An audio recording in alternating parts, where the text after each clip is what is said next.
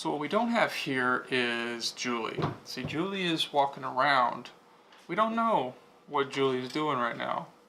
We think she wants to sit down, but she wants to make a point that she ain't gotta sit down if she don't want to sit down.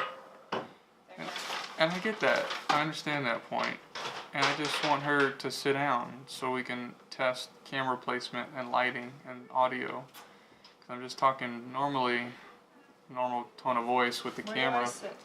And we don't know where you sit. I mean, we believe you're like taking up the whole shot here. We believe there's a place for you in the camera of Gary.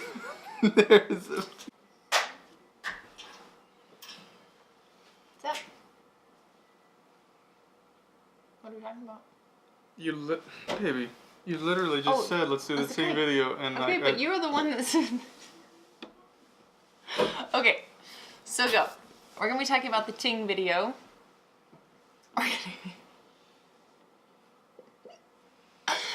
We're gonna be talking about Ting, continuation of our last video. And No, I'll do it.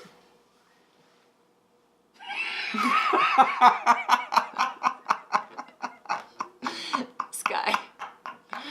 Real talk. Alright, here we go. I'm gonna start, then I'm gonna kick it to you, and then we'll be kicking it. Okay, go.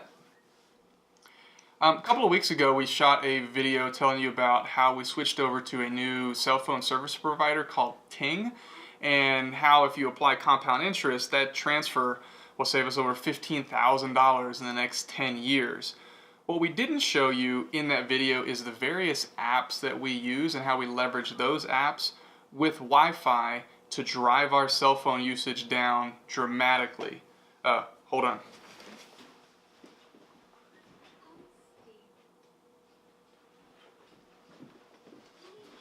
Okay, so if we just closed our billing cycle today, we've been using Ting for 90 days, three billing cycles. This last billing cycle, these last 30 days, total minutes for Julie and I was 59. Total text messages was 21. And total megabytes used was 83. So why don't you talk about some of the apps we use. Start out with how we get cell phone minutes down to 59 minutes total for two adults for a month. Right. Okay, so basically what we figured out is that you can use Google Hangouts for free to call over Wi-Fi. We couldn't use some other apps. They would actually charge us, and if you use your regular cell phone, it will charge you even if you're on Wi-Fi. So for the network that we chose to call over Wi-Fi, we call over Google Hangouts, and it doesn't charge us anything. So Gary uses his phone a lot for work, and he calls through that app, and I use that phone a lot for calling my family. I just don't make phone calls outside of the house unless I absolutely have to, which usually is good, so I'm not on the phone in the car anymore, which is probably a positive. And then we use our texting through Google Voice. So we both have Google Voice numbers, and all of our texting goes through there, and that doesn't charge us either. And so as long as we're connected to Wi-Fi, and when we go to coffee shops or we're at a friend's house or wherever, we just connect to Wi-Fi and we can text for free through Google Voice. Yeah, so I think that's probably the big piece of information here that probably should have mentioned at the beginning, that in order for Google Hangouts, Google Voice to work for talk and text, you do need a Google Voice number. And so you can actually sign up and get one for free. But if you want to use the current number that you have, you can port that number over to Google Voice for a one-time fee of $20.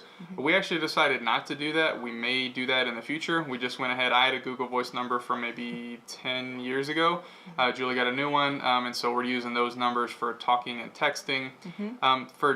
For data, or we just, in some ways we just limited our usage of different apps, or we just made sure that we're on Wi-Fi. Obviously, if you're on Wi-Fi, you're not getting charged for data, and that's how we can go through a whole month of using all kinds of apps and using our phone as much as basically as we wanted, but only having 82 or whatever it was megabytes for an entire month. And it's actually, if you have it in your mind that you just need to get on Wi-Fi if it's available, you can probably almost be on Wi-Fi anywhere you are in the world. Like 90% of our life, I think, is like there's Wi-Fi somewhere to be had. And the only places you don't have Wi-Fi are in your car. And usually that's not the best place to be on your phone anyway. I know for me, I used to check my email when I was at stoplights, and actually I don't even do that anymore. And it's probably safer that way. So we do cut down on usage.